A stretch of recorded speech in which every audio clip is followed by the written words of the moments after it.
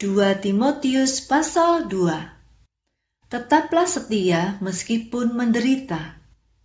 Timotius, kamu sudah kuanggap seperti anakku sendiri. Jadilah kuat dalam anugerah yang kita miliki dalam Yesus Kristus. Kamu telah mendengar pengajaranku di depan banyak saksi. Ajarkanlah semua itu kepada orang-orang yang dapat dipercaya, supaya mereka juga dapat mengajarkannya kepada orang lain. Ikutlah menderita bersamaku sebagai seorang prajurit yang baik untuk Yesus Kristus.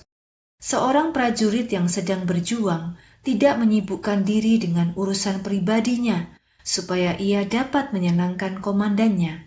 Seorang olahragawan yang ikut dalam pertandingan tidak akan menang jika ia tidak bertanding menurut aturan-aturan yang berlaku. Dan seorang petani yang bekerja keras harus menjadi orang pertama yang menerima hasil panennya. Pikirkan apa yang aku katakan ini. Tuhan akan memberi kemampuan kepadamu untuk memahami semua itu. Ingatlah Kristus Yesus yang berasal dari keturunan Daud. Ia telah dibangkitkan dari antara orang mati. Inilah kabar baik yang kuberitakan kepada orang-orang. Aku sekarang menderita karena memberitakan kabar baik ini. Bahkan aku dirantai seperti seorang penjahat. Tetapi firman Allah tidak dapat dirantai. Karena itu aku menerima penderitaan ini dengan sabar, karena aku melakukannya untuk menolong orang-orang pilihan Allah. Dengan begitu, mereka dapat menerima keselamatan dalam Yesus Kristus dan kemuliaannya yang abadi. Perkataan ini benar. Jika kita mati dengan Dia, kita juga hidup dengan Dia. Jika kita menjalani penderitaan ini dengan tabah, kita akan memerintah bersama Dia. Jika kita menolak Dia, Ia juga akan menolak kita. Jika kita tidak setia, Ia tetap akan setia, karena Ia tidak dapat menentang dirinya sendiri. Pekerja yang menyenangkan Allah. Ingatkan kebenaran ini kepada semua orang. Nasihatilah mereka di dalam Tuhan agar tidak berdebat tentang hal-hal yang tidak penting. Perdebatan seperti itu tidak baik dan hanya akan merusak orang-orang yang mendengarnya. Lakukanlah yang terbaik untuk menjadi orang yang diinginkan Allah, yaitu pekerja yang tidak perlu malu dan yang dapat mengejar firman dengan cara yang benar. Jauhilah orang-orang yang suka membicarakan hal-hal yang tidak berguna, yang bukan berasal dari Allah. Pembicaraan seperti itu hanya akan membuatnya semakin jauh dari Allah. Ajaran mereka yang jahat itu akan menyebar seperti penyakit kanker. Himeneus dan Filetus termasuk orang-orang yang semacam itu.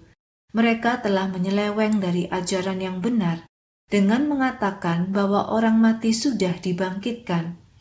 Karena mereka, keyakinan beberapa orang menjadi hancur. Tetapi Allah membangun dasar yang kokoh dan tidak goyah. Inilah tandanya. Tuhan mengenal siapa yang menjadi miliknya, dan setiap orang yang percaya kepada Tuhan harus berhenti berbuat jahat. Di dalam rumah yang besar terdapat barang-barang yang terbuat dari emas dan perak, tetapi ada juga yang terbuat dari kayu dan tanah liat. Barang-barang yang berharga dipakai untuk tujuan yang istimewa, sedangkan barang-barang yang kurang berharga dipakai untuk tujuan yang biasa.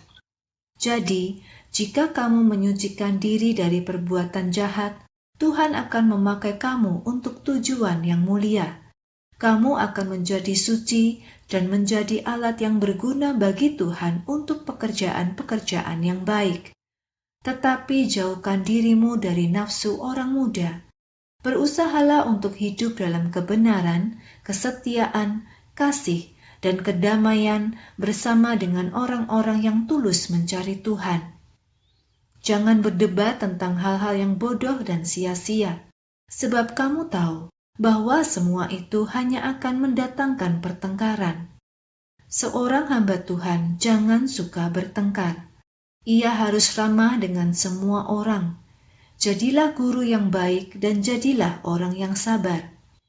Jika ada orang-orang yang melawan hamba Tuhan ini, kamu harus menuntunnya kembali dengan lemah lembut. Sebab mungkin Tuhan memberi mereka kesempatan untuk bertobat, sehingga mereka dapat menerima pengetahuan tentang kebenaran. Dengan begitu, mereka dapat sadar kembali dan dapat lepas dari perangkap iblis yang telah menangkap mereka, sehingga mereka melakukan apa yang diinginkannya.